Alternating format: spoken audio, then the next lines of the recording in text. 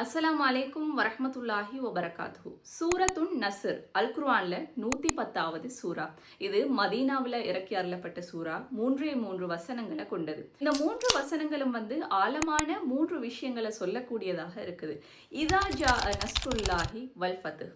அல்லாஹ் தாலாவுடைய உதவியும் வெற்றியும் வந்துட்டா என்ன நடக்கும் அப்படிங்கிறத ஒரு ஆர்வமாக ஒரு எக்ஸ்பெக்டேஷனோட நம்ம பார்க்குற மாதிரி இருக்குது இல்லையா?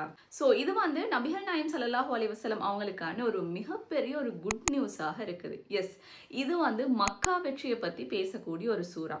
நபிகள் நாயம் ஸல்லல்லாஹு அலைஹி வஸல்லம் அவங்க ரொம்ப காலம் வெயிட் பண்ணதுக்கு பிறகுதான் மக்கா வெற்றி வருது. மக்கமா நகர்ல ரசூலுல்லா இஸ்லாமிய பிரச்சாரத்தை செஞ்சு கொண்டே போறாங்க. ஆனாலும் விரல் விட்டு எண்ணக்கூடிய அளவுக்கு தான் மக்கள் இஸ்லாத்தை ஏற்றுக்கொண்டாங்க இல்லையா? நிறைய சொல்லடிகளை பட்டாங்க, கல்லடிகளை பட்டாங்க. சஹாபாக்களும் ரசூல்லாவோட சேர்ந்து பல கஷ்டங்களை அனுபவிச்சாங்க. ஸோ இப்படியெல்லாம் கஷ்டப்பட்ட ரசூலுல்லா மதீனமா நகருக்கு ஹிஜ்ரத் போறாங்க. போகும்போது அவங்க எதையுமே எடுத்து செல்ல, உடைமைகள், உறவுகள், சொந்த பந்தங்கள் எல்லாத்தையுமே அவங்க விட்டுட்டு போறாங்க. எல்லாத்தையும் விட பெரிதாக அவங்க பிறந்து வளர்ந்த அந்த பூமியை விட்டுட்டு போறது ரொம்ப கவலையான ஒரு சிச்சுவேஷன். இருந்தாலும் அல்லாவுடைய கட்டளை ரசூலுல்லா போக வேணும்.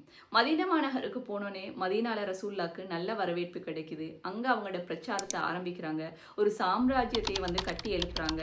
நிறைய வரவேற்பு மக்களால் அவங்களுக்கு கிடைக்கப்படுது. பலர் இஸ்லாத்துக்கு வராங்க.